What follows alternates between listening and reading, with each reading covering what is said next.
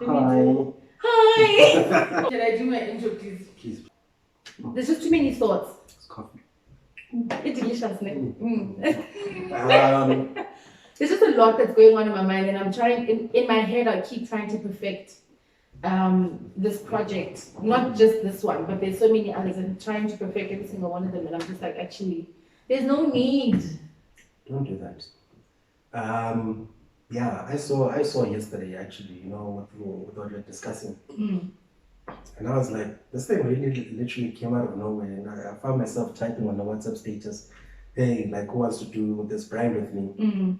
And then I was like, the hour went on. I realized, no, man, this is actually something that I should do. It started off You as a don't wait joke. for somebody, yeah. And I was like, let's see who's gonna. And even the name started off as a joke. And then I realized there's actually potential in this thing, right? And just based on the name alone, I managed to put together a strategy of how I'm gonna release the thing. I don't want to say what it is right now, but the thing. That thing. And I was up last night until probably 1 a.m. and I was just writing this thing. So it's just a matter of formalizing it now. I'm gonna be rich one day. Yeah, you'll see. We're calling the money. We're calling the money. So yeah, don't do that. I think I also believe that the more you think about something, sometimes you chase it away. Something that was birthed in originality, authenticity, and creativity. It came to you. You didn't think about it too much, and now you're trying to chase it.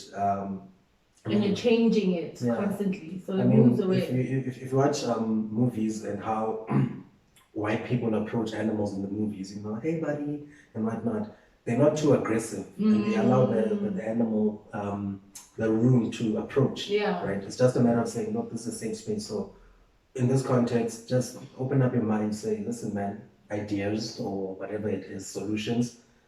My mind is open. I'm waiting. Come. Embrace me. And there's that magician upstairs, man. Hey, that guy. Dude, that guy does wonders. And my mom sends messages. If it's not messages, it's like YouTube links to sermons almost every morning. That's what you started doing with me. I didn't start. I just did it once. I did not start. It was a once-off thing. First of all, there's a second time. Okay, my bad. I won't do, but it's always relevant. I'm not saying it's wrong. Yeah. I'm just asking, is it like what you have started to do with me? I'm good. But for me, I send it and I won't send it to everyone. So with you, like I just send that particular link to you only. I was about to say, so I'm not special. No, I send it to you only because it felt relatable to you. So with her, I feel like she does the same thing with us as her kids, even though they have their own morning prayer things with her church people and whatnot. And the messages that she sends me are always like, oh my gosh, you know, and it's always so relatable. Whereas at first I'd be like, darling, what are you just doing? Please calm down with the messages. It's a lot, and especially if you didn't go to bed, like you didn't wake up and pray, you're just like, okay, I get it now, I also think it's I'm sorry to cut you off. But I also think it's I don't want to call it a timing thing, but for lack of a better term, a timing thing. It's a timing thing. It's like I was sitting the other day when we were talking, and I was going through a bit of a slump, and you're trying to bring me out of it. And I was saying, no, but there's no, but that, but that. After the conversation, I sat down and I said, it didn't matter what you said. I would have still seen the negative sides to everything, right? And then I realized, I was like, actually, no, man, that's not where it's at. But sometimes you can't force someone to embrace something they're not ready to embrace. I believe there's a saying about the horse and water. You can take the horse to the water, but you can't make it. Exactly, yeah, that's the one. So yeah, I think perhaps she was ready to give you the message. You were not ready to receive the message. Yeah. But now it could be a day later. Like for example, with my not revelation but realization about our conversation, I saw it 30 minutes after I spoke to you, and I was like, oh, okay. So yeah, I just think it's a tiny thing. But again, if we don't live together, if we don't communicate about certain aspects of our lives, how will I ever know? True. But sorry, you're saying. You just reminded me with you saying it's a timing thing. I just realized that, you know, so this is why I create structures, because my mind is just gonna. But anyway, that's why we're here. Forget these structures. If it was structured, I would have come. That's it, because I'll be saying, okay, question one. So, I had a very amazing conversation with my mother the other day, and you know how we always spoke about our parents. There's certain triggers, traumas, or whatever the case is that we have from childhood, and when you try and address it with them, they may think, "Oh, so I messed up." Also, you know, and it's just a case of how you're going to address it and how you're going to navigate through it. With you saying there's a timing to everything, I grew up in the church since '94, since I was 4 years old. I've been in the church, it's in church every day, every day, every day. And I have never been able to receive it the way I've been expected to. I've never been able to celebrate or embrace Christianity, God, etc., the way I've been expected to. But for me now, I am able to because I'm doing it my way. Yeah. I'm learning it my way, and I'm understanding it in a way that works for me and my life and the lessons and everything else. So with that being said, it's a case of this person wasn't smothering you. Yeah. Yeah. They taught you what they knew and what they could, and you were just not ready to take those messages at the time. Yeah. And it's similar. Those are bars. It's similar to what I went through, right? Yeah. I grew up in a Christian home. Christian home, yeah. Christian home. My grand goes to church, goes to church. My mother tries to go to church, but sometimes she's busy. But I never received it. And I think one of the things I'm grateful for is that my mother never forced it on me, right? But there came a time when it was like, okay, no, now you need to get baptized and stuff like that. I was like in my 20s, right? Yeah. I'm like, I'm too old for this. I'm attending baptism school with like 8-year-olds. Oh my gosh. I was like, you know, she wants it, it's fine, I'll do it. Did it, and then I tried this whole attending church thing every Sunday. Number one, it didn't work so well because I was running events at the time. So events would happen on Saturdays, and I go to home to sleep at 3, 4 in the morning, and I have to be in church by 7, 8. Was it working? And I don't wake up, like I don't wake up on a regular basis. I struggle to wake up. So that was the first reason why it was like a bit of a struggle. Then the second reason was, or maybe it was the church that I went to, but I never felt like I was there for my own growth, right? Even when people would go up to make announcements and whatnot, it was always about money this, money that. And I was always like, no man, you can't make me feel guilty for not putting money in the. I'm broke. I don't have money. Yeah. You know. And I'm not talking money away from me, but the reality right now. And it's not like I don't want to give the money. Is, you know. So it was when I started to notice some sort of guilt trip kind of thing happening because you couldn't give money. I was like, surely this is not what God is about, or spirituality, or religion, or whatever. Maybe religion, it's about that. I don't know. And then I stopped going. And it so happened to coincide with the time that I was leaving Cape Town, right? And my mother was still in Cape Town. So I left Cape Town and I came to Johannesburg. Then I realized in Johannesburg, I was like, something is not working inside of me, like spiritually, it's not working out. And I was like, I don't know what it is, but the religion aspect feels like it's not carrying me through. And I just always end up with more questions than answers. So I took a different route, right? And I was like, let me look at exploring African spirituality. Yeah. I can't tell you for sure how I started, but I've been on the journey now for 2 years. And only during COVID, actually last year was the first time that I started like going to consultations and stuff, but let's not go there. Yeah. But only because of COVID that we were in one space, because my mother eventually moved this side. We were in one space, did I then start to have conversations with her about how the religion that she follows doesn't resonate with me, and this is what is starting to make sense to me.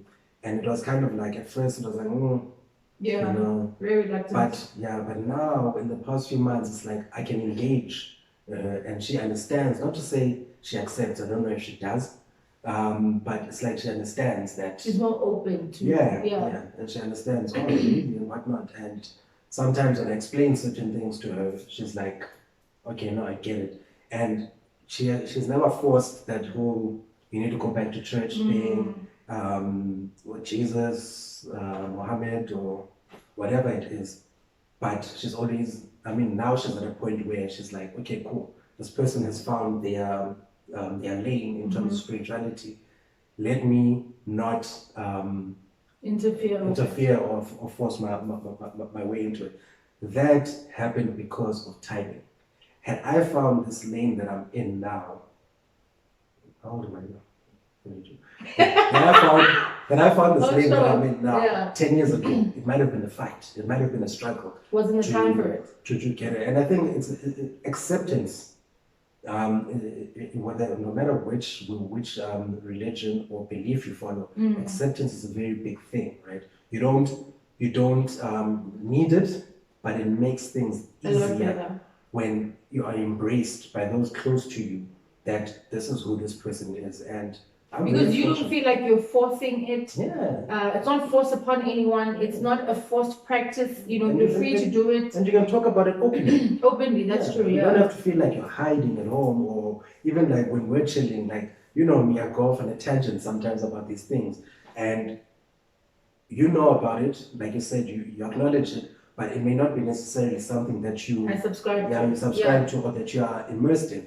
But you allow me the platform to express myself. Yeah. So those things are great because now you've got the open platform. You can sit down and say, "Hey guys, today this is what happened," or "Hey man, I had this dream and whatnot." And instead of dismissing it and saying, "that was just a dream," you engage. What do you think it meant? Have you tried to find out? That is so powerful. So I think.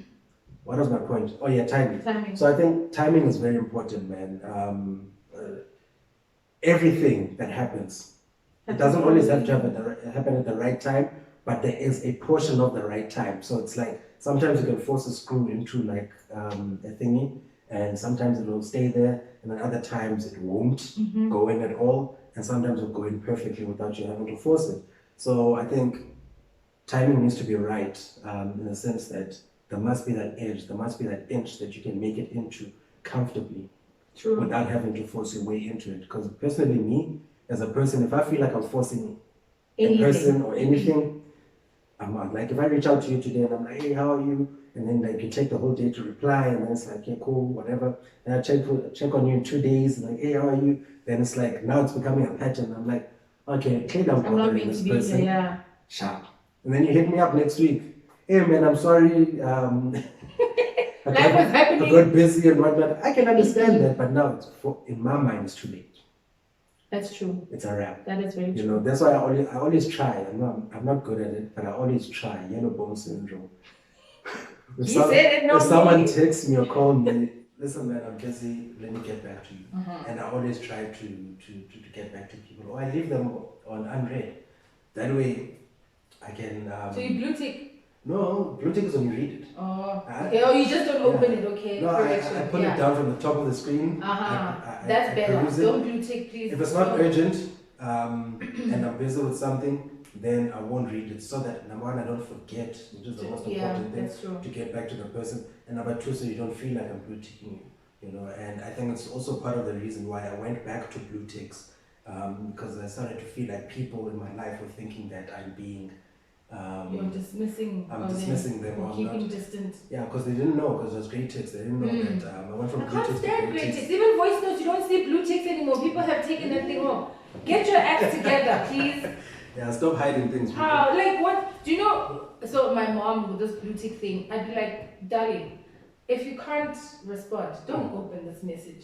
She's like, "No, but at that time, I have capacity to open and read it. I don't have capacity to respond." I'm like, "Yes, whether it's a hello or it doesn't matter. Don't open it, period. Read it at the top and minus, because then I'm thinking otherwise She's like, I'm not about to do that, you know. But you know, parents are old school, man. That's sometimes, true. sometimes you might have to disclose about the reading from the top thing. Not to say moms doesn't know, but sometimes it's just like You have to just teach. you need to Keep bring them teaching, into keep teaching. into what the norm is in 2021. I think I recently had a conversation with my mom, just listening to a voice note, but she had the bottom speaker to her ear, and I was like, you know, if you just flip it around, like you're making a phone call, just go through the top speaker. She's like, oh, really? I'm like, And we yeah. learned that how many years ago? I Shame. can't even remember. I think I learned it by accident, you know. I was like, what was I doing?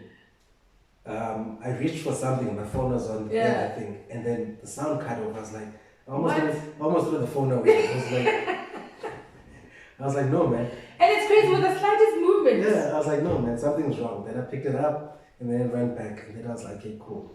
I think it happened like 3 or 4 times. I was like, no.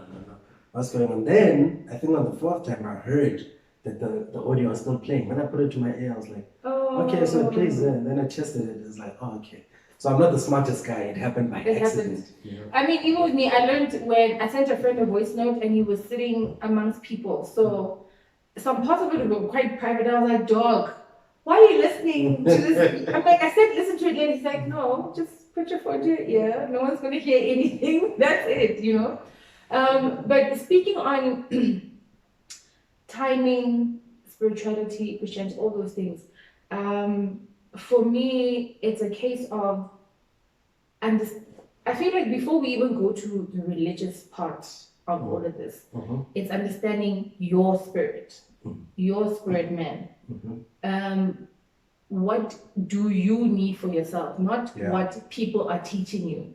And we're having a conversation with my friend the other day, like, yo, our parents can guide us and lead us, but when we die, you die alone. So half of these decisions you make alone. So at some point, we need to be okay with a path that a person chooses, with knowing that it's not going to affect everybody else in a negative way, etc. But if you block someone from exploring what their spiritual belief is, you're not allowing them room to grow or to really develop their spirit man or the channels. You know, there's too many open channels where one needs to choose, you know, which one they fall into exactly.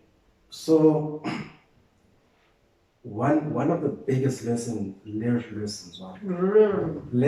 that I've learned in my life is that a lot of people sometimes feel, and this is not to discredit any conditions and stuff like that, but a lot of people sometimes feel sad, or they feel like their life is not progressing and stuff like that because they're not growing spiritually, right? They're not feeding their spiritual self, and they're not learning more and more. It's not just about books. It's about, like I said, understanding your spirit man. So in 2009, I think that was my darkest year. 2009, I had no identity. I didn't know who I was. And prior to 2009, I'd modeled myself against other people. And in 2009, I got to a point where I just went through probably my toughest breakup at the time. Not that it was bad, I just lost someone that I really cared for. Well, not lost, they're not dead, but you know. In your life, they're gone, I think it was also really the first time that I believed that I was like, I'm gonna marry this person for sure. You know, I believed it before. I was like, but this one was this one I was like, yeah. And then you know, my friends were there, they were trying to console me and be there. Oh, and I was still re-establishing my friendship with my friends because I had gone something like almost 2 years without spending time with them. I'd see them like once every 9 months. Dog. But yeah, that was my decision. So I was still trying to establish. So I was in a very dark place, right, at the time, and I grasped the concept of a higher power then. Because I can't remember exactly what I was doing, but something played, a video played, I think it was on the TV, that spoke directly to what I was going through, right? it felt like that video was speaking to me. Although I wasn't paying it any mind at the time, what was being said really hit me. And I said, man, what a coincidence, right? Unfortunately, I don't believe in coincidences. So I was like, no, there's something there. And then I got my act together, well, relatively speaking. And then in 2013, I went through something similar, but not through the breakup, but I was at a low, lows of lows. And this is when I first discovered a guy named Eric Thomas, motivational speaker, right? Again, I'm going through YouTube and I'm just trying to get by. It's a Saturday, and this video pops up that says the greatest motivational video, 12 minutes, greatest motivational video ever. Oh, okay. Let's try I it. click it. Man, I'm telling you, at the end of that 12 minutes, I was like, you know what? I can do anything, you know?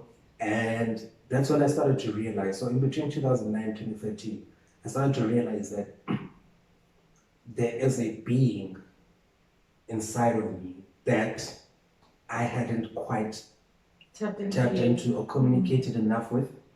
And I'm not talking about entities or anything like that. I'm talking about that being myself. Yeah. And that's when I started to discover myself. And it's like those spiritual, the spiritual being that you have inside, it's actually what guides you. I always say spirit always knows.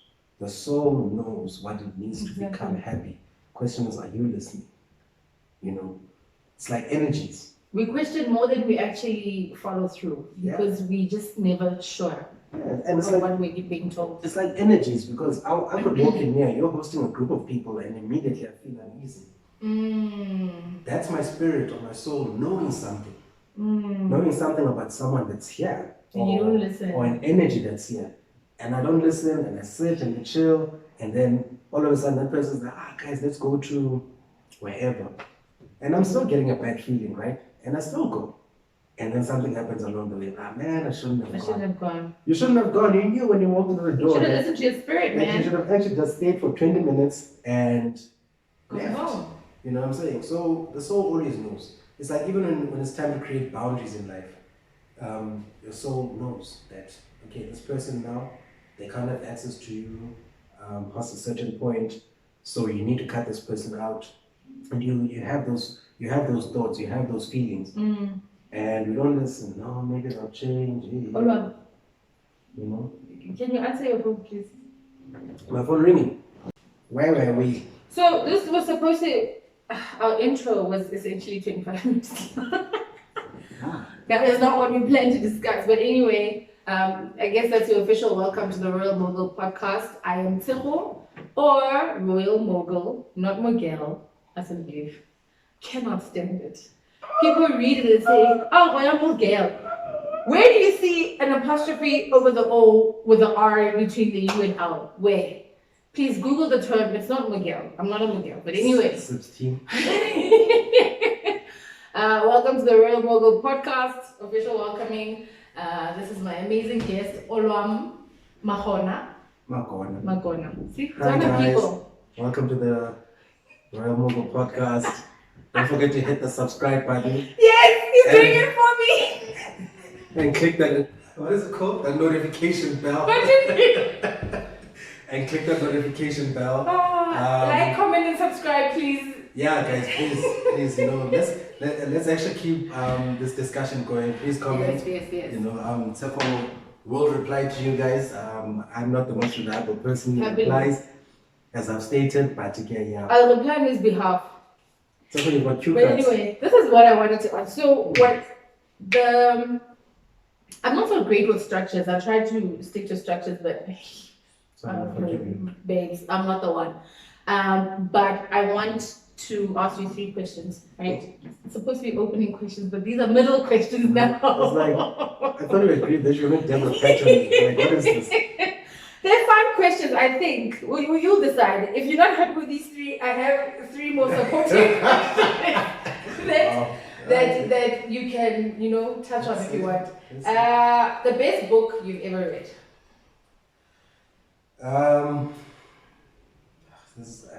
I don't want to say this when it sounds so cliche, but it has to be The Alchemist So this book is so good that every time I read it, I take away something new. And I try to read a lot of books. Right now, I'm reading The Richest Man in Babylon. But what I do is that every time I finish a book, I read The Alchemist, and then I start a new book, and then I read The Alchemist again. May I ask why? I don't know. It just keeps calling me back. No, Very interesting. None of those other books that I've ever read really speak to you the way the alchemist yeah, does. Okay. Do what the alchemist That's does. very interesting though, because it sounds like you go gain knowledge from somewhere else, but then you restructure it in a way that you want, and it makes sense to you by reading back, focusing back on the alchemist. There's only one book that I never did that with, and that's because I read this book before the alchemist. I still enjoy it though. Actually, someone has it. I need to find it. That is that is The Art of War. First time I read The Art of War, I think I read The Art of War twice. First time I read it, I had no idea what was going on. Like, you get to come back to it. I was like, this guy's speaking in circles, man. And I put this book away for probably 18 months. And after 18 months, I came back to it and I was like, okay. I started to understand. Timing, yeah, like you said, right? And funny enough, while I was also looking for answers, I read a trilogy, Conversations with God. Now, some people have a problem with Conversations with God because they don't believe that God spoke to the author, but also some of the things that are said in the book are very traditionally ungodlike to some people. But that book puts so they don't agree to it in a way. Yeah, some people, they call it New Age or something like that. But that book puts a lot into perspective for me, and it helped me to reason or rationalize some of the things that you normally ask yourself about this divine being or this divine entity. Things like, if God really existed, why are kids dying and why are kids struggling and stuff like that. And I got a version of understanding from that book. Someone else might not. And I'm not saying that the author touched on it, but when I was reading that book, I was like, I see. I understand. I see.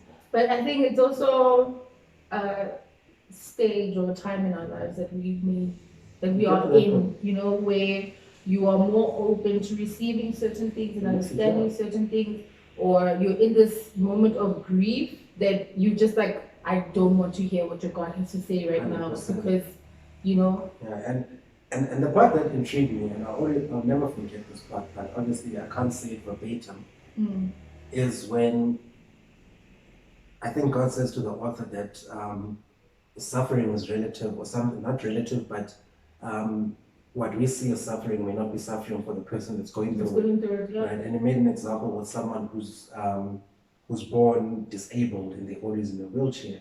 Right? And it's like that soul came to this to this world to serve a certain purpose, to do what it's supposed to do. So you look at the outside and you see, Shane, this person was born paralyzed and they'll never walk and whatnot, and you see it as a bad thing. But you don't know what experience or how that soul is seeing the experience that they're going through. And I was like, man. And how they're embracing it and using it to do something good with it. And I was like, man, those are powerful. Yeah. I don't want to touch too much on those things. I'm not upset anybody. And please, guys, the one thing that I'm going to clarify, I'm trying to clarify with every episode, we all have opinions. And no one's opinion is wrong, because I don't think there's anyone who can tell us, no, you are wrong. It's meant to be like that. We all have opinions. People are free to say what they want, to express themselves. It's the same with religion, spirituality, etc. We all practice whatever we believe in, and we need to be open and accepting to what the next person practices as well. For me, I just believe if you're doing good, you have a purpose in life, and your aim is to help the next person and touch somebody else's life, what you're practicing has nothing to do with me, okay? So when y'all come up here and you're listening to us speak, please engage with us with some positivity, because I ain't trying to deal Remind me to share something with you once we're done here. Okay, which is not meant to be on. It's a bit controversial. So. Oh, okay. I love it, but we're not ready for that yet. Okay, so what's your favorite way to get in some exercise? If you do. Look, man. When was the last time I was at gym? Last year sometime. Doesn't even have to be a gym. Even it's like a walk. Pre-COVID, no, but that's my favorite thing. Just being on the bike at gym, you know, it really feels good. I always feel good afterwards. Yeah. Saving up to get a bike. That's cool. So yeah, if any of you guys have enough money to throw around. From Cash App. South Africans need to start Cash Apping, hey? Can we learn about this Cash Apping? I've been stuck. I've been saying. I was like, oh, but anyways, I'll tell you about that as well. Okay. But yeah, I'll leave my number in the description. You can e-wallet me. Down below. God damn. I actually watched, I was watching my friend's story this week, and him and his wife, they went cycling from Greenside to Melville. They left their car in Greenside and cycled. They documented the whole thing and back. And when they got to Greenside, to Melville, they had cocktails, they chilled, and then they came back. I was like, what a vibe. Sunday morning, he went quad biking. I'm like, Sounds tough on the legs, but yeah. Yeah, he complained about it, that's for sure. I don't judge. What is the last great TV show or movie you watched? Sure. There's a movie that I watched recently, and I was like, oh, this movie was dope, but I forgot, so let's not go there. Sure. So as much as you're going to answer, I have a replacement question. Even if you're going to answer me right now, but you forgot the actual one, I have a replacement question after you tell me this. Let me think about it. I consume so much media that I've forgotten, but yeah, I haven't forgotten which ones I found great. It's just that the one that stands out the most for I you. can't remember when last which one I watched. The latest. It's tough, but we also consume so much, right? My favorite movie, number one, is The Usual Suspects. Right. I need to go watch it because I don't know it. I swear I don't know it, and I watch a lot of movies. The Usual Suspect with Verbal Kent. People on Verbal Kent. Kaiser Soze. Kimango. So the thing with me, right, and I'll probably know who you're talking about. The thing is the names, especially with white actors. But the and I don't thing do it on purpose. Kaiser Soze is so Verbal Kent is Kevin Spacey, right? Acts as Verbal Kent. Yeah. This crippled guy. Yes. In the movie. But they get accused of this crime. So now the whole movie, the detective is basically trying to place them, their involvements in the frame them essentially, yeah. But then there's this mysterious figure that keeps coming out of all of these stories named Kaiser Soze, right? And he's basically, I can't tell you anymore without ruining it, but Kaiser Soze is basically the boogeyman of this thing, like the bad guy. Is it a thriller, a horror? No, it's not. It's just a bad guy. It's not a horror. Okay. It's I don't do horror movies. It's a thriller. It's one of those things with the twist. You watch Basic, John Travolta. I'm not. Listen, I like action, sometimes thriller, but I don't consume it that much. Okay. Watch The Usual Suspects and watch Basic. Okay. Those two Watching movies. it snaps. Yeah. Okay. So yeah, The Usual Suspects is my favorite movie. Greatest of all time in my opinion. And I'm not talking about how it was shot or anything. I'm just talking about the twist and the fact that it thrilled. It was a thriller that thrilled. So the storyline altogether and how it was just all captured and was just telling you. Okay, I'm watching that today. And if you don't agree, watch it again.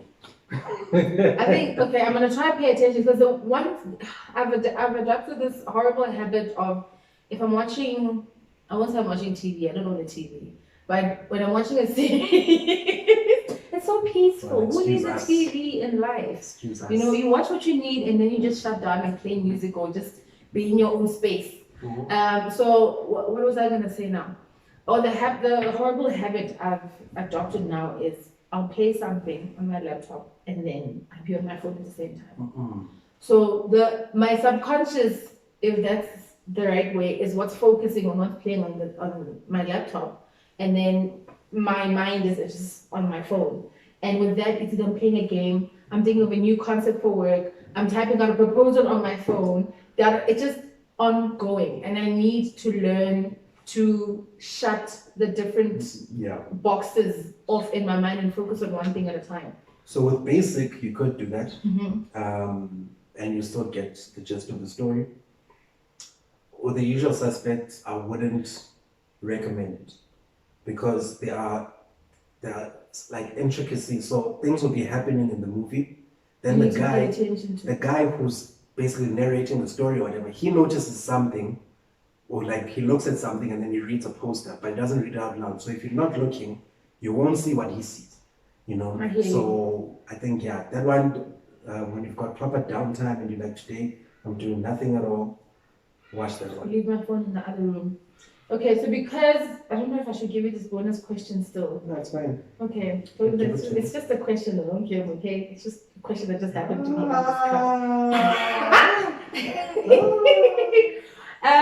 This is interesting. Who was okay? So if you answer, I'll answer it. Hey, there's something to do with another person. Let's see, maybe I can Oh, my tummy hurts. Who was your childhood actress crush? Let's just say celebrity crush. Childhood Celebrity crush. In a nutshell.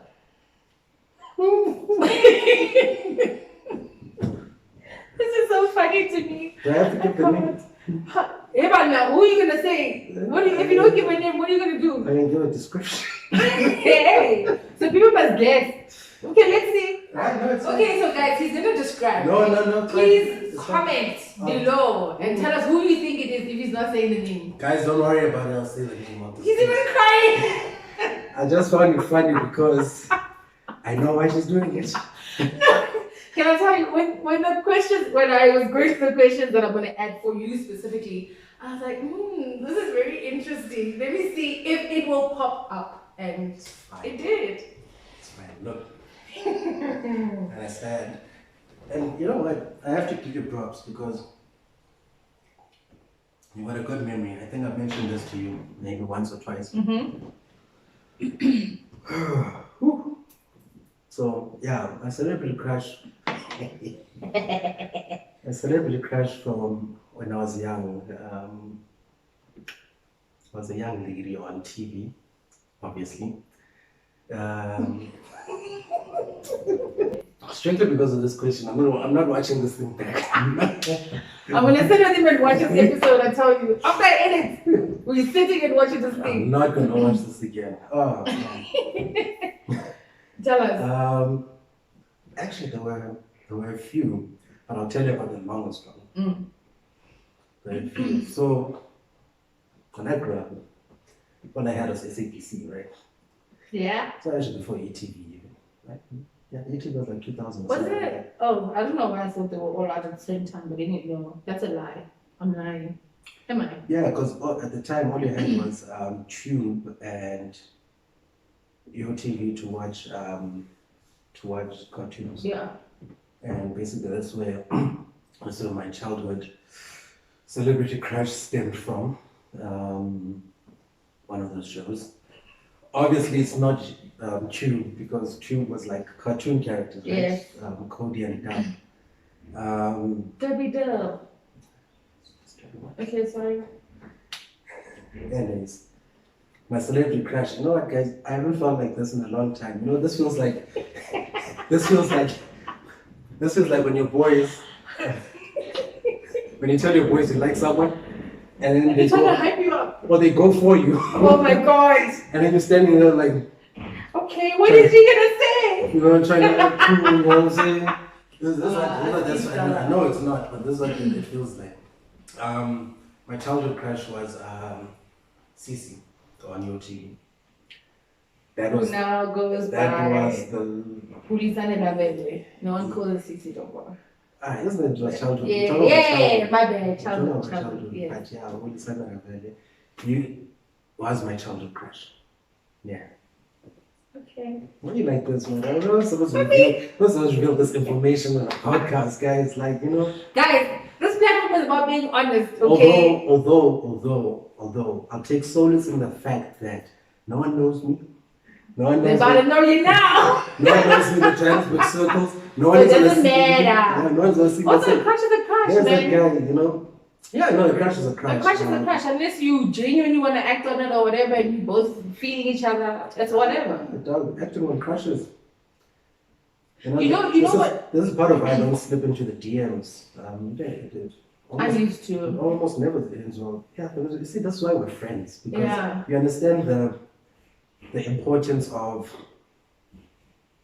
not to sound motivational, but going for what you want, right? If, dog, me, I'm at Rockets, and I see that this girl, and you're like, my God, and none of us say anything. We both lose, Yeah. right? And I mean, I've got my issues, which maybe we'll touch on in another thing, but I've got my own Yeah, we need to issues. speak on Guababa, guys. It's a real thing, and not just relationships, but in different parts of life. Guababa is a real thing. Actually, I've got many stories, but I'm bringing you back. but if I don't approach, Yeah. now you must realize that, like, you know, it's extra time now. The game is in danger of ending as a draw. Someone must win. You know what I'm Something saying? needs to happen. Yeah, a shot must be shot. So I truly appreciate a woman who will at least initiate an introduction or something. Like in my lifetime, I've never made a move on a woman that I was never introduced to. So if I've never met a girl before, I've never stood up from my chair and said. And that's what works for you. If you can't outright just go to a complete stranger, I can't force it. You can't force it. But I can go, like, if I really appreciate something, right?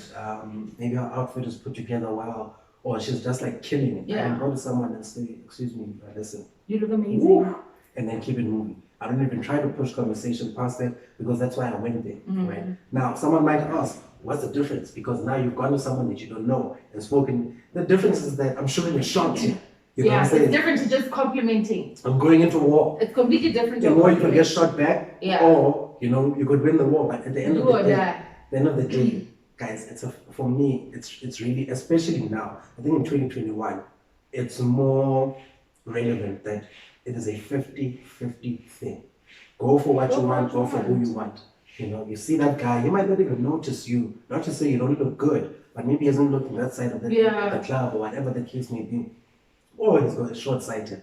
He can't see past a certain point. I was touching on the point that sometimes there are issues that you deal with, and in my situation, it's when you start to entertain stuff outside of your union, and you know there's many reasons, most of which are just excuses, right? But there's always something that is the core or the base of whatever you're going through. And for some people, it's attention or lack thereof.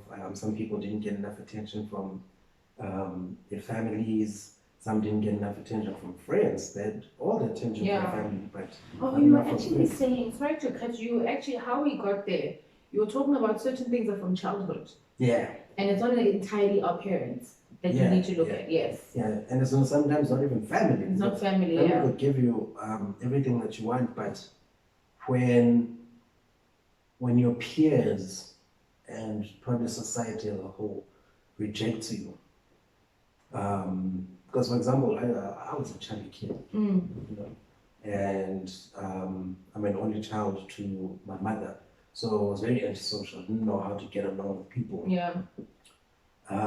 So integrating into society and also making new friends was difficult, and we moved a lot. So then there was that feeling of not being accepted or sometimes even wanted. Yeah. Then I lost the weight somewhat, and then I started to feel a bit more desired. Right, and when I've been talking about anything sexual or anything, I started feeling more, and that thing, when you come up from not being desired or being accepted even or wanted acknowledged. or acknowledged, Yeah. and you start to receive that, that thing is like a drug. That thing, man. Yeah. And even worse when you haven't learned who you are, and you're going through an identity crisis, like I mentioned earlier. Like I didn't have my own identity at a certain point. I always like mirrored other people. When you get to that point and people are acknowledging you, ooh, It's a lot. then you're going to milk it for everything that is worth, and you always want to want that.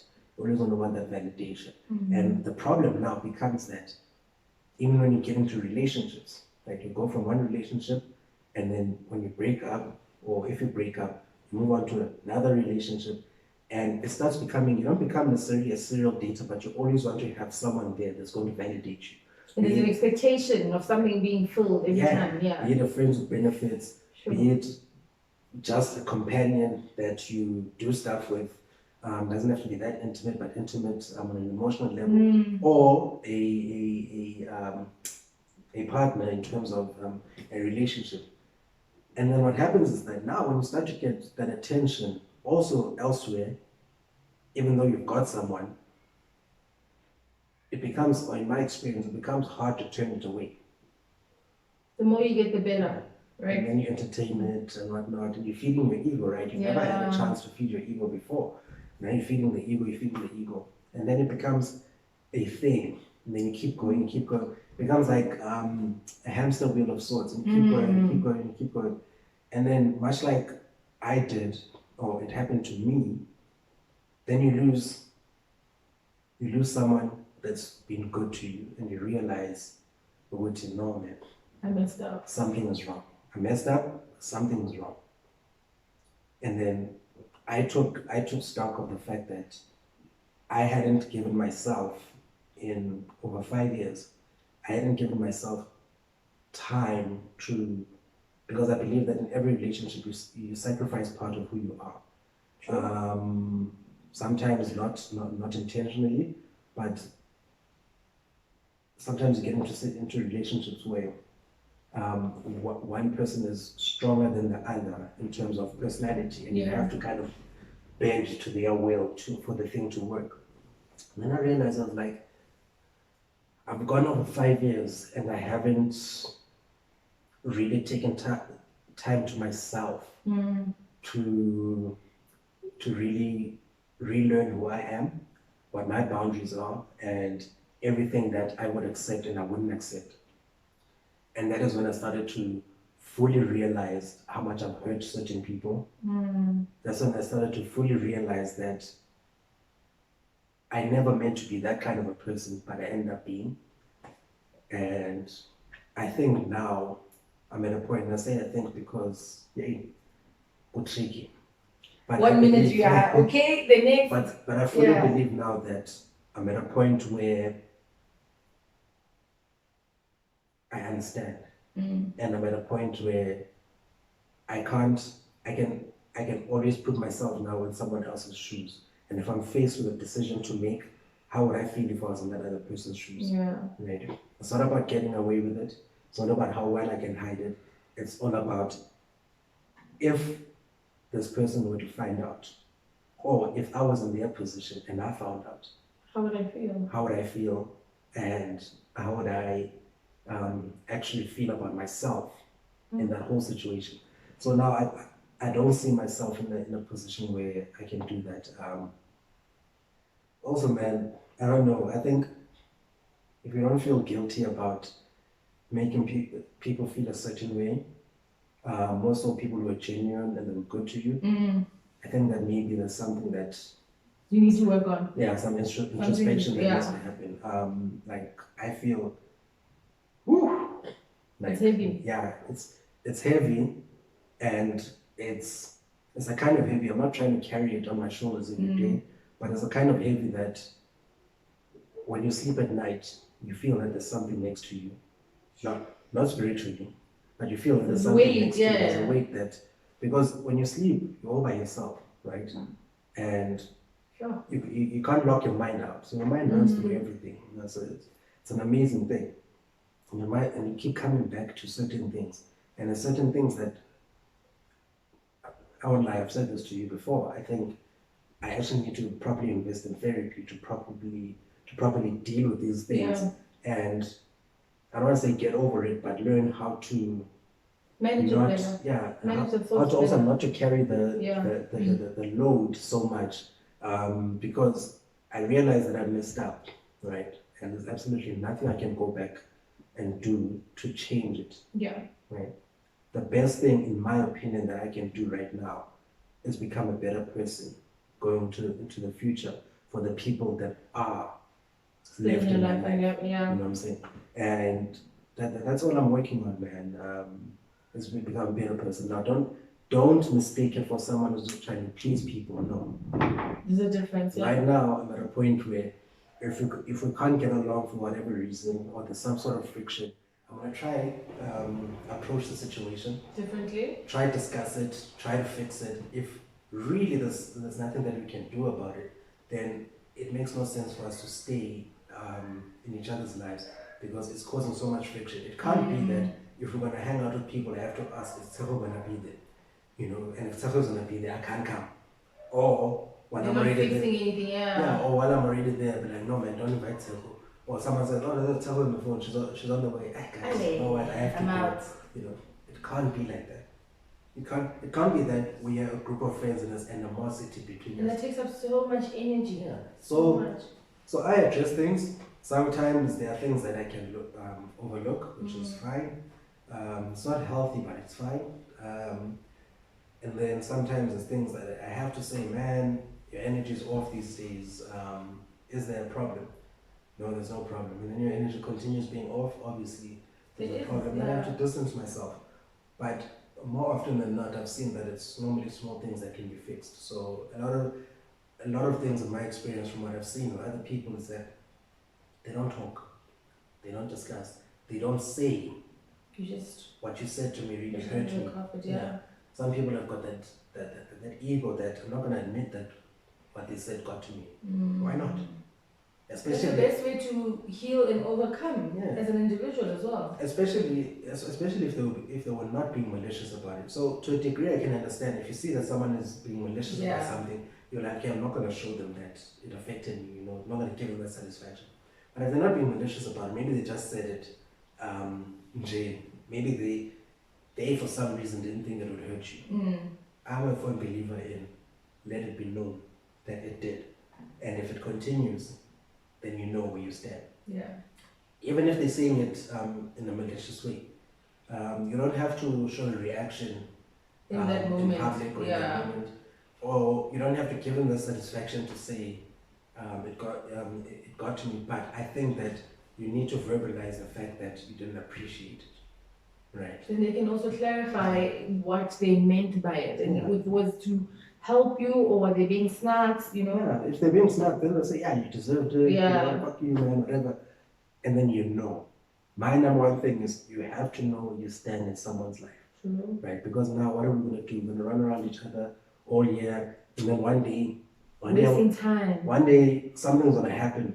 I'm going to get drunk on your couch or something. Right? And I pass out. Then I wake up outside in the rain. Because I just didn't want you in my couch, man. You don't want me and I didn't want to address anything, so I just threw you out, which is, So I was like, oh, so then I figured out, so it's like that now. Okay. But now I've been rained on, I'm sick, you know, like. It's just too late. Yeah. Yo, that is so. So with that being said as well, right, I think in addressing things, in speaking up and saying how you feel, in trying to rectify, figure out what's what in friendships and so forth, forgiveness comes into play. Do you think we genuinely forgive? Because some people are like, I can forgive, but I can't forget. In you not forgetting, are you not holding on to however that person made you feel, and in a moment of, I don't know, whatever you guys are going through, you then bring it up? Do we genuinely forgive? How does true forgiveness look like? And in that situation, whether a person ends up apologizing or not, do you forgive yourself for whatever role you played, even if you didn't do anything wrong, just so that you can be at peace and you have this negative energy off of you and negative weight How does forgiveness actually work? How does it look like? Yeah, dog. Wow. I don't know. It's a question for God, man. Yeah. But again, I have an opinion. Yeah. So, have you ever spoken to someone that maybe you felt like you slighted or you angered, right? Mm. And they say, no, I'm over it, right? I'm over it doesn't mean I've I'm letting forgiven it go, you, yeah. right? And also, I think some people don't realize that themselves. They think by saying I'm over it or by being over it that they're forgiven. No.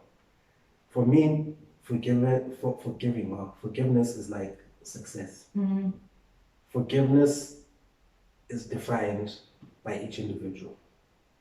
For you, success could be money, a mansion, um, cars, 10 cars that I don't know why you'd have 10 cars that you can't drive at one time, but 10 cars and whatnot. Yeah. And for me, success would be peace of mind, a family, and happiness, right? And my happiness is rooted in, at the end of the day, being able to put food on the table. I don't need the extras. Yeah. Right? So for us, success is two different things. I think forgiveness appears as two different, or not two different things, but as different things to people. Mm-hmm. So for me, do I ever forgive? Hey, Scorpios, it's tough. You kind of when you go back to star signs, that's another story. That's one thing I can't analyze people against star signs. I want to, so I won't even. No, You're a Scorpio. Oh my God, no. it's different. Anyway, It's different. You know? I'll tell you about this whole Scorpio thing later. I think I know what you're telling me.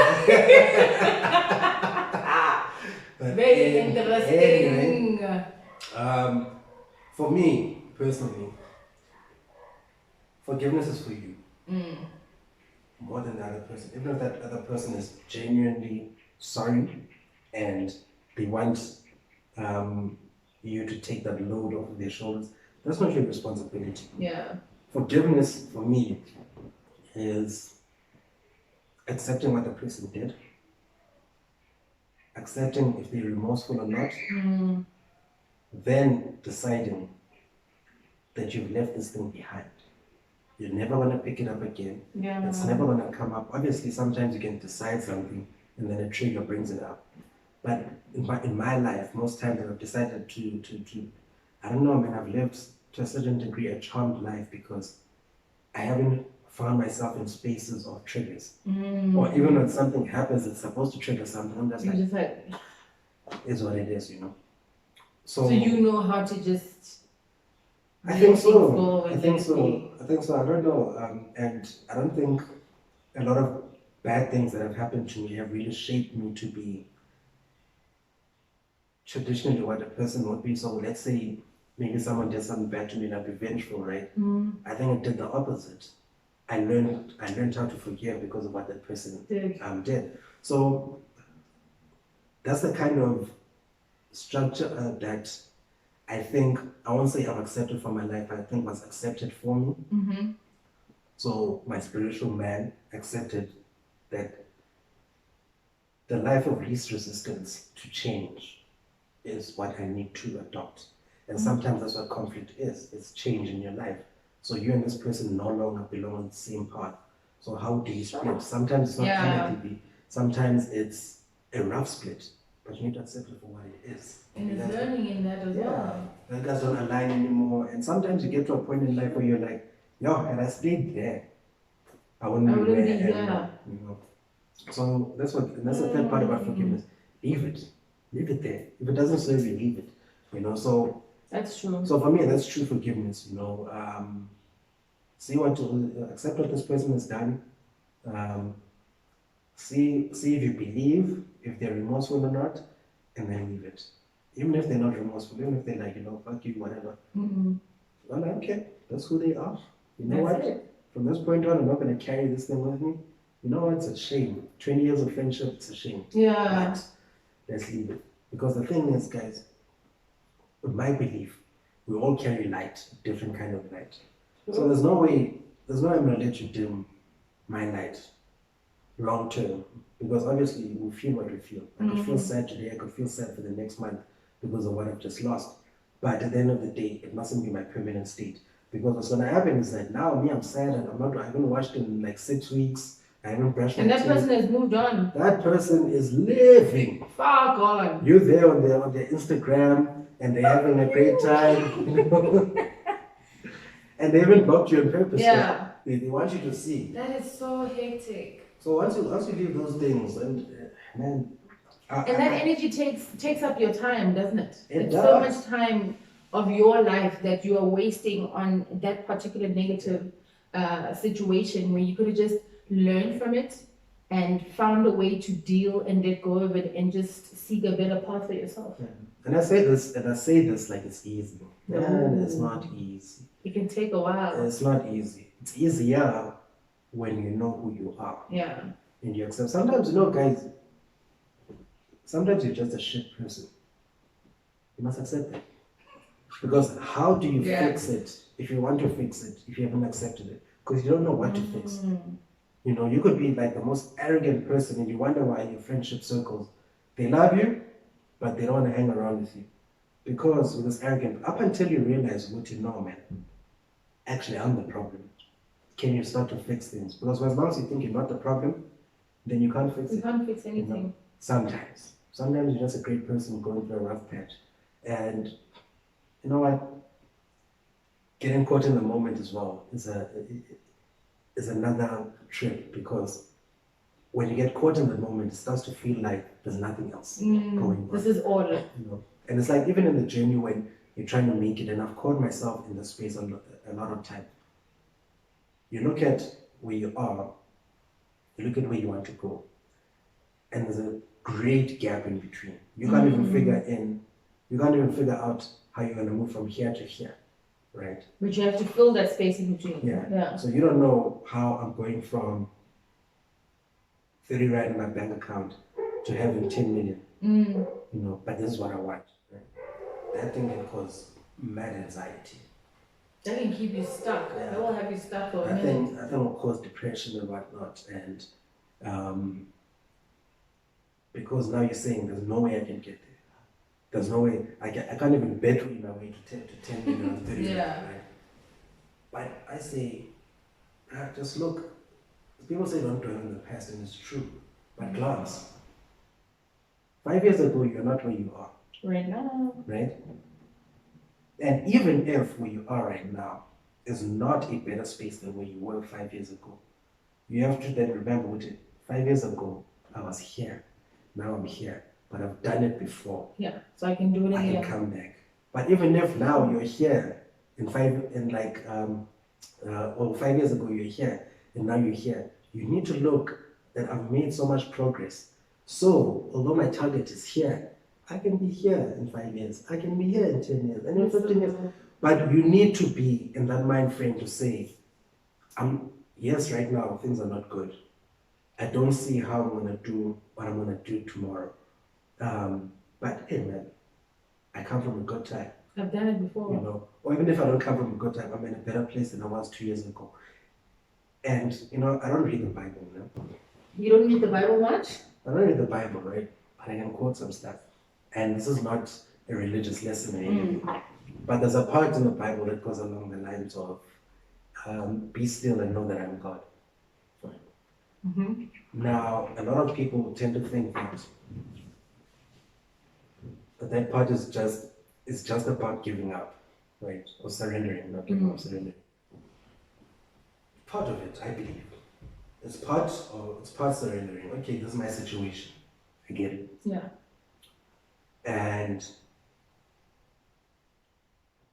the be still part is listen. Right? Listen. Know that I am out there. I am God, right? Because God is everywhere. Yeah. Listen. The answers often come when you're laying there, quiet. And the answer comes because now you've clouded your mind with, oh, how am I going to do this? Yeah. You're worried about so many things that the answer is there, but you're not can't seeing see it. it. You know, even the thing of meditation as well. You quiet the mind, eventually the answer comes. Similar with prayer, whatever you believe in, whatever religion or spirituality. But you ask, the thing is, for me, I believe you ask for what you want, and what happens in between is none of your business, right? Yeah. The how is not up to you. The how will come to you. But there's also another Bible verse that says, faith without works is dead, right? And for me, how I translate that is that you make a request, you know it's coming, right? Yeah. Don't interfere, but do what you want to do. So you make apparel, right? And you want your apparel to be worldwide. Just because you ask that, may my apparel be worldwide, right? International, doesn't mean now stop. It means that as you are working, some guy will fly in from New York one day, and you'll be at Santon, you'll be wearing this t-shirt, and this guy will be like, we are receiving. I like that. And then you'll approach you, but like, who makes those clothes? I do, really. This is what I do. But obviously, that's just an example. Yeah. Right? But it's those things that you need to understand that while you are working, building to where you're going, and you know where you want to go, it's what you asked for. You then get opportunities along the way. Opportunities that sometimes you're just like, okay, what just happened? Where did this come from? And it's a prayer you put in not so long ago. A lot of people think that I'm going to pray and it happens. And sometimes a miracle will happen and you'll get exactly what you want. Yeah. But for me, I believe personally that the work needs to get put in. They must find you on the road. If I tell you right now, my friend, I need to go to Pretoria. I don't have petrol in my car, but I need to be in Pretoria. And so I'm taking 5 hours to walk. I'm going to start walking. Somewhere along the someone's going to help you. Someone is going to say, hey man, even if it's like cops trying to arrest me, whatever. They'll be like, hey man, what's happening? Hey man, I need to get to this meeting in Pretoria. Listen, we're going there anyway. Jump in the car. Yes, it's a dangerous home now. It might be a bad example. I'm not tone deaf, sorry. But I'm just trying to say, Gucci. The answers are there. Just start, get there, ask for what you want, whether you believe in God, whether you believe in God, the ancestors only, whether you believe in God and the ancestors, whether you just believe in the universe only and energy. Verbalize what you want and then watch it appear. And I'll tell you, this is stuff I've just learned. I haven't always known this. Can I tell you, you and I feel like you and I are learning roughly at the same time, because with what you're saying now, I had this conversation, a similar conversation with my friend KG, who is next on this podcast. Don't know which episode. But we had a conversation a few weeks ago where I was putting this podcast together because I was like, yo, we've been talking about it for so long. Can you help me get started, whatever? And he's like, you're perfecting it. I see this entire document that you put together. You're perfect. Just start. Just start. And then I'm telling him my vision and my plan for the next year.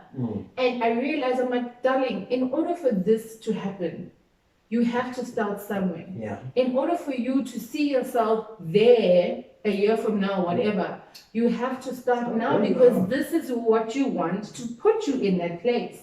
And if you don't start, no one is going to see your work. So even if you say faith without works is dead, if you're not putting in the work, you have nothing to have faith in. Exactly. And another thing. Sure.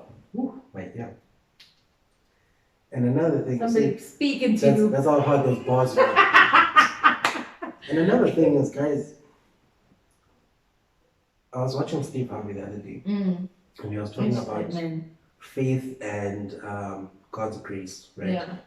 And Steve Harvey says, you'll be going through your life, and then something that you asked for will happen, and God will sprinkle a bit of grace on it, and it will like be a good thing, right? And that's where your faith is meant to start, and that's when you know that there's something out there that's rooting for you, that's working for you. And just as from there, that's when you keep going and you keep your faith and so on. Yeah. It is not, in my experience, by accident that I have the things that I have and I've gone through the things that I've gone through. Everything that I have right now, if I were to say I don't work, for example, I am well equipped to go that route that I want to go. Okay? When I had to move back home with my mother, it wasn't the greatest thing, wasn't ideal. But it's only now that I'm like, that needed to happen. It needed to happen because now I don't have to be worried about rent and stuff. I Yeah. can still afford to pay for my car. I can leave a job that always left me tired, so tired that I couldn't focus Sure. on the things that I'm focusing on, and I wasn't happy. Aside from that, you can't focus on yourself. This is the Exactly. biggest thing. All you want to do is just sit there in front of the TV and just zone out. Yeah. And then tomorrow you do it again, then you rest for 2 days. Even those 2 days when I It's get not social, when I rest, see yeah. your people, right? So maybe you rest for half a day, and then you're already Sure. anxious that it's almost Monday. Mm. And then also, you wouldn't be able to go to the places I need you to go, that I want you to go. So I left my job. It's been 5 months now, and things are starting to happen now that when I look at it, I'm like, there's no way I could have given the best of me to this thing if I was still there, if I was still holding on to something. And man, I'm telling you, it took a car accident for me to realize this.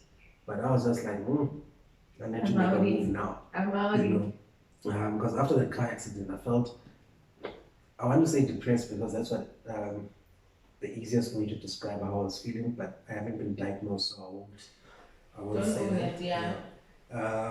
But I really felt down. I was in the dumps, man. I was in the car, and then a series of things happened. That again, much like 2013, much like 2009, and this was in February, that reassured me that, dude, you're worrying about nothing. And I don't, and I'm sorry if I offend anyone, but I don't see that to being any different to a burning bush in the middle of the desert, and the bush speaking to you and saying this is what you need to do. I don't see it any different than someone walking into a room and seeing an angel, and the angel says, this is what God says.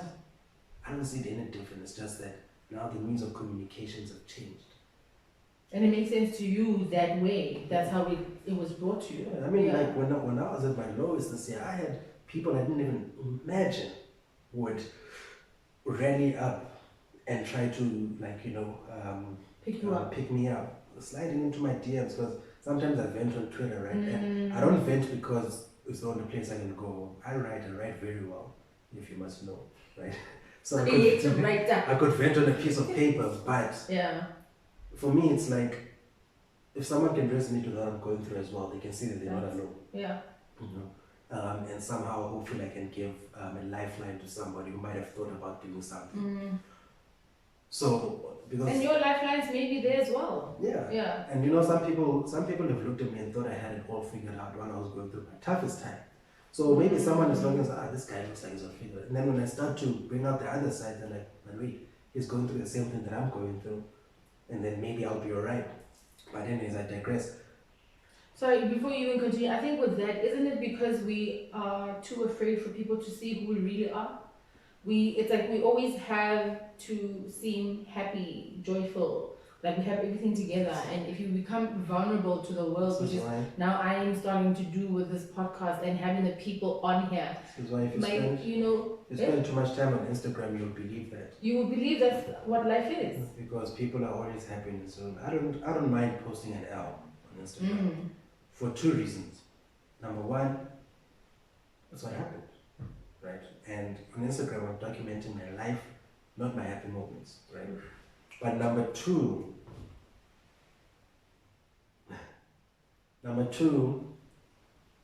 I've got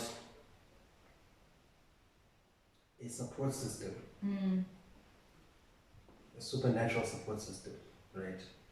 And people will often associate supernatural with bad. No, it just means we have to unlearn that. Natural. We have to unlearn that. I've got a supernatural support system that's shown me that they'll never let me down. Things might take some time, but they'll never let me down. I'll tell you a story just now, which the first time I realized it. Anyway, so people were sliding into my DMs that night, and they were like going in. They were like, man, if you need to talk, whatnot. I'm like, some of those people, or 80% of those people I knew from Twitter. And I never met them or anything. And I'm like, okay. Then it led to a bigger thing. But yeah, that's a story for another day. The supernatural occurrence when I realized that I had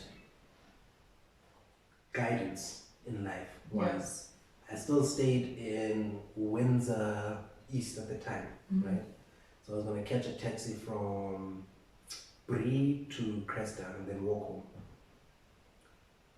Well, this was about maybe 5 o'clock in the afternoon on a Sunday.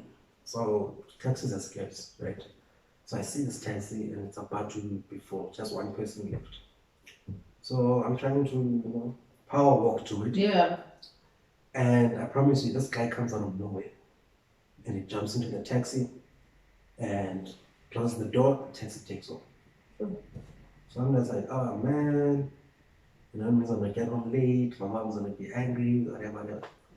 Next taxi pulls up, it didn't even take 10 minutes for it to fill up. I don't know where all of these people came from. Anyways, we go, so it took the route where there's a spa now in Melbourne, right? As you go down just before the cemetery. Yeah. And as we approach that area, all you see is like smoke, right? And as we approach the robots where the spa is now, the taxi that was supposed to be in had crashed into the building, right? And people, I'm not smiling because the crash happened, I'm smiling at your reaction. I didn't expect it. Yeah. And the people are still trying to get out of the taxi. Now, I've asked myself, had I not, or had that guy not come, Jumped in there, you would have been in there. I would have been in there, and what would have happened, right? So one day, I told my mom this story, and she was like, funny thing, when she was pregnant with me, she was also in a taxi, and I think she was late for something, and she was already inside. Then somewhere, somehow, something in her mind, thought, said, go grab the newspaper, like the morning newspaper. She goes out to grab the paper. As she comes back, Taxi's gone. taxi's leaving. Right, it's full now. She gets into another taxi, same route. The taxi that she was supposed to be on had rolled down the hill. Now, can you imagine, had that taxi rolled down the hill while she was pregnant with me? You potentially wouldn't be here. Guys, I won't be telling you the story. Doesn't take the story. No, I'm kidding. But my point is, then and there, I realized, there's something bigger than me, right? Something that's operating on a different level than what I'm operating. See it every day, man. Like, guys,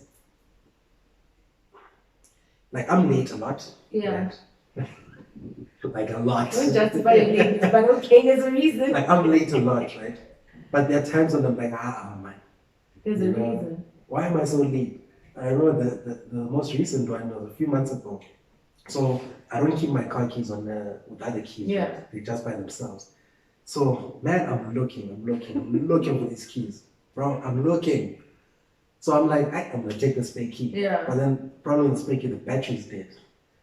So I can't get into the car. So I'm looking. Hey, I go sit down. I think I was late for work actually. Work starts at 8, it's not 8:30. So I sit down and I'm like, okay. And how far is work from your house? Where I used to work, it was about 25 minutes. Okay. So I was like, get there at 9. Yeah. Wow, okay. So I stand there, I'm like, let me go look again. And whenever I'm late, I don't have time to fix my bed, right? So those are most of the time I sleep on top of the covers. Wow. You know, I appreciate Nalaba conversations so much because they can go on forever.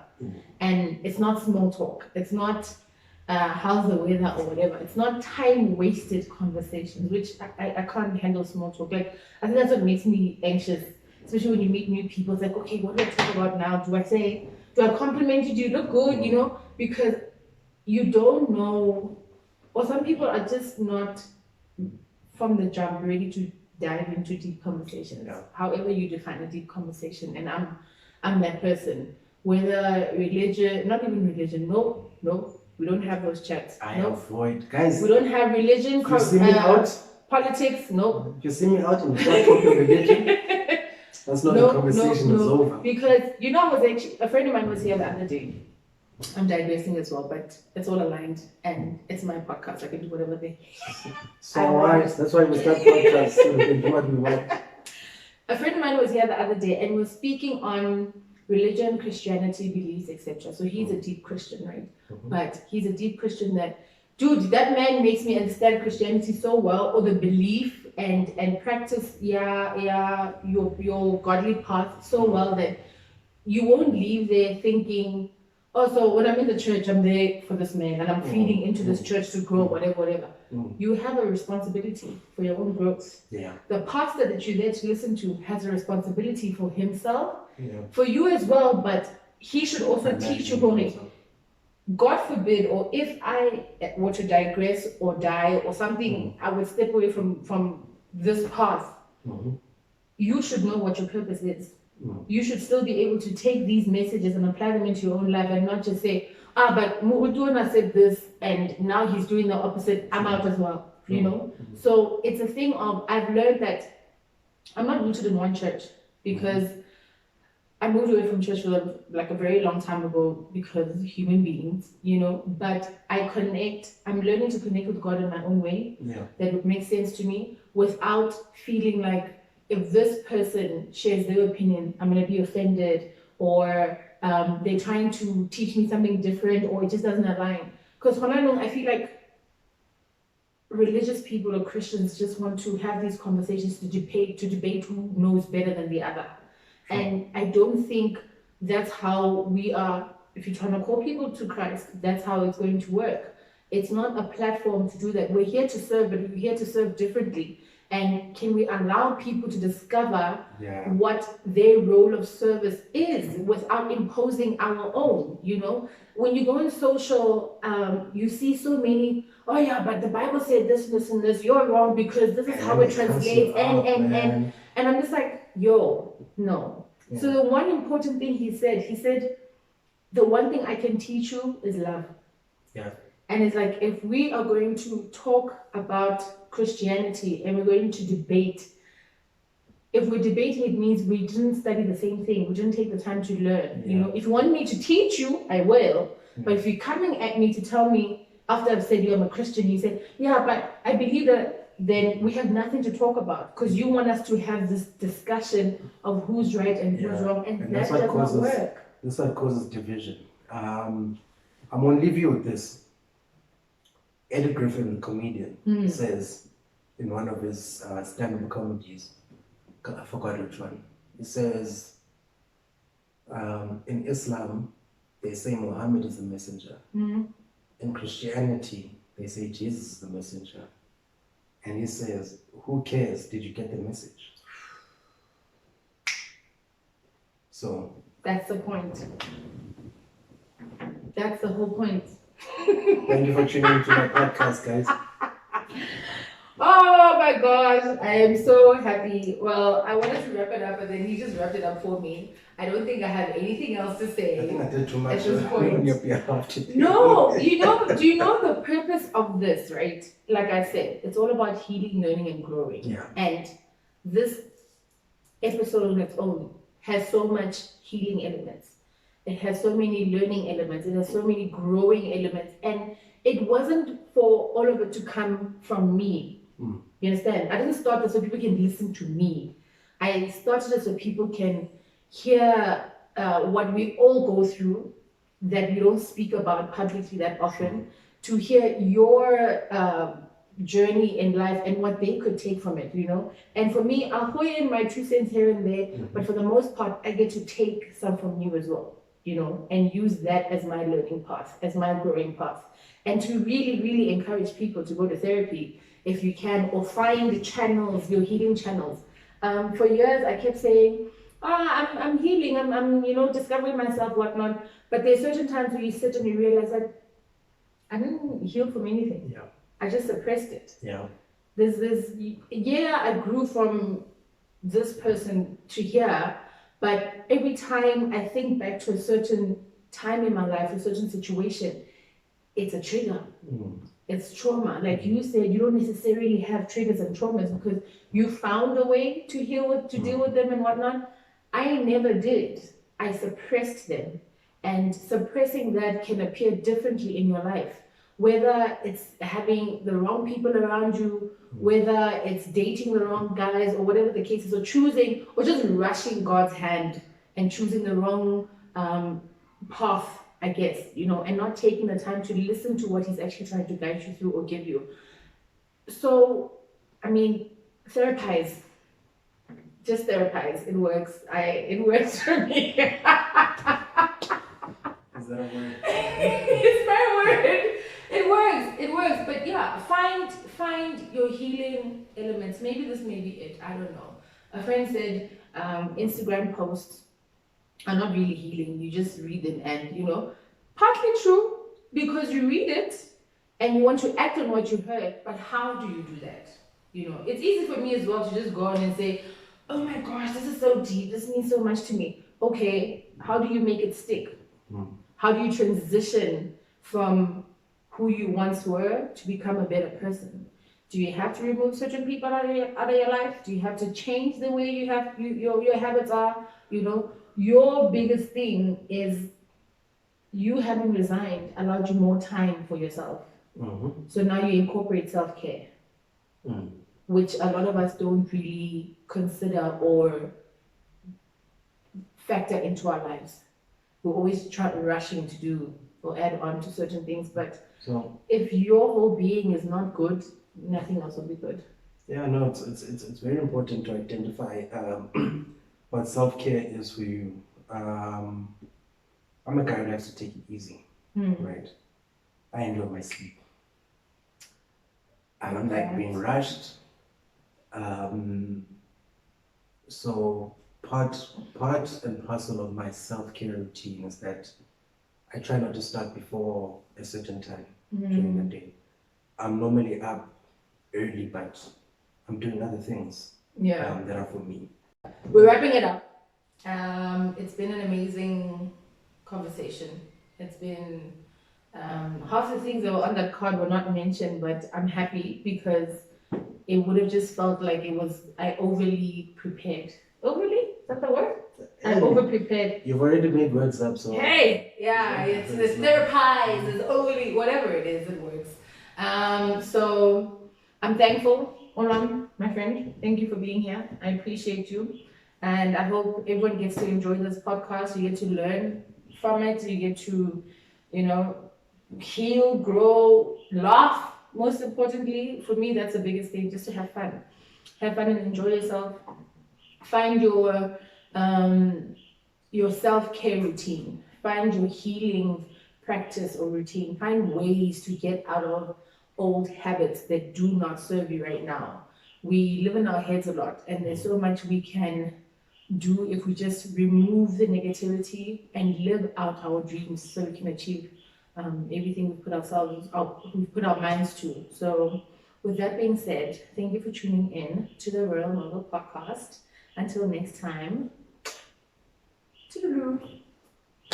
You guys are amazing.